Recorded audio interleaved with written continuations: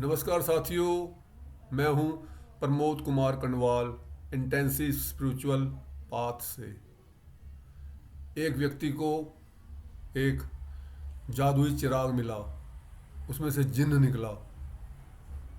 उसने कहा, क्या हुक्म है मेरे आका, आप मुझे कोई भी काम दे सकते हैं, मैं उसे क्षण भर में कर सकता हूँ।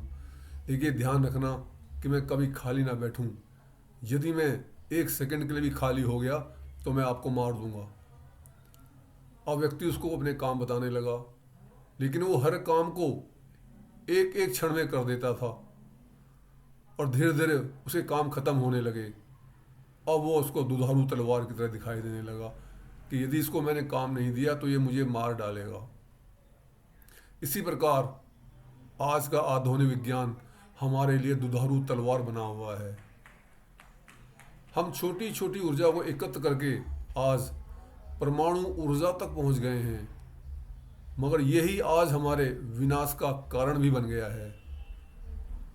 यदि किसी देश ने एक भी परमाणु बम छोड़ दिया तो इतने परमाणु बम बजेंगे कि मानव तरह दूर कीड़े मकोड़ों तक का नाश हो जाएगा।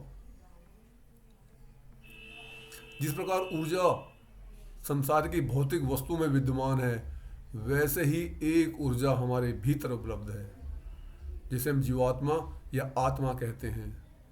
मगर ये ऊर्जा वो ऊर्जा है जो बाहर की ऊर्जा को पैदा करती है। अब दो प्रकार की ऊर्जा हमारे पास है, एक भौतिक ऊर्जा और दूसरी आत्मिक ऊर्जा। भौतिक ऊर्जा के लिए हमें वैज्ञानिकों के पास जाना होगा, जबकि आत्मिक ऊर्जा के लिए हमें संतों से संपर्क स्थापित करना होगा। दोनों ऊर्जाओं में अंतर क्या है? बहुत ज़्यादा अंतर है। एक ऊर्जा यानी भौतिक ऊर्जा विनाश करती है और आत्मिक ऊर्जा यानी दूसरी ऊर्जा कल्याण करती है। भौतिक ऊर्जा के लिए हमें अन्य संसाधनों पर निर्भर रहना होगा, जबकि आत्मिक ऊर्जा के लिए हमें कोई भी बाहरी वस्तु नहीं चाहिए। आज के वैज्ञानिक प्राचीन काल से ही बताए जा रहे संत महात्माओं के वाक्य को सिद्ध करने के लिए बड़े बड़े प्रयोग कर रहे हैं। उन्होंने इसके लिए सबसे पहले प्रकृति को चुना, नेचर को चुना।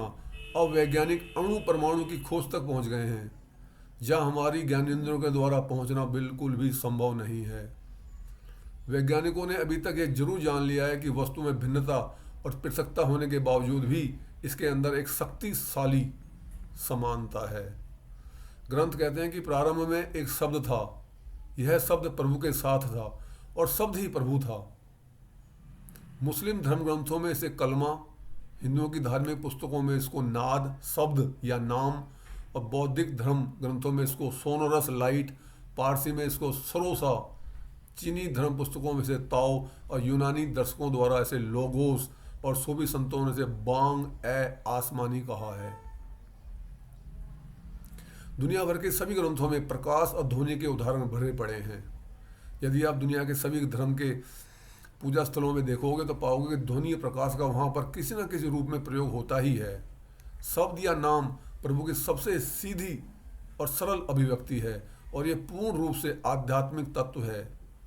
जब प्रभु द्वारा शब्द या नाम का उच्चारण हुआ तो इसे सृष्टि के अनेक मंडल अस्तित्व में आए, जो महाकारण मंडल, कारण मंडल, सूक्ष्म मंडल और भौतिक मंडल कहलाए, और इन्हीं मंडलों ने मानव और अन्य सभी योनियों को जन्म दिया। इस भौतिक संसार में रहकर हम अपने को मन और भौतिक पदार्थों से बना हुआ मान बैठे हैं, परंतु संत सद्गुरु हमें याद दिलाते हैं कि मन और भौतिक पदार्थ खुद दोनों आत्मा की देन है। वो यह रिपीट करते हैं कि हम भौतिक और बौद्धिक क्षेत्र में तो काफ़ी आगे निकल चुके हैं, पर आध्यात्मिक पहलुओं में हम अभी बहुत ज़्यादा पीछे हैं। और यही कारण है कि शानदार उन्नति के बावजूद भी हम अक्सर बेचैन और परेशान रहते हैं। हम ये जानने में पूरी तरह से असफल रहे हैं कि हम जीवात्मा हैं, शरीर नहीं हैं। जब तक हम इस आध्यात्मिक पहलू को पूर्ण रूप से अपने अंदर विकसित नहीं कर लेंगे, हमें कभी भी शांति मिल नहीं सकती है। इस रहस्य को समझने के लिए हमें संसार से बैराग धारण करके साधु संतों की शरण में जाना ही होगा। उनसे इस शब्द के रहस्य का या नाम के रहस्य का भेद समझना होगा, तभी हम परमात्मिक तत्व को पहचान सकते हैं। अन्यथा पहले की तरह हजारों जन्म जो हमने इस संसार में भौतिक वस्तुओं के उपयोग में बिताया है, यह जीवन भी इसी प्रकार बीत जाएगा और हम 84 लाख योनियों के गोल चक्कर में ही घूमते रहकर अनंत कष्ट उठाते रहेंगे। यदि आपको ये संदेश ज्ञानवर्धक तथा उपयोगी लगता है तो आप वीडियो को लाइक, कमेंट, शेयर तथा चैनल को सब्सक्राइब भी कर सकते हैं, ताकि आगे आने वाली सभी वीडियो का नोटिफिकेशन आपको मिलता रहे। गुरु भगवान सबका कल्याण करें।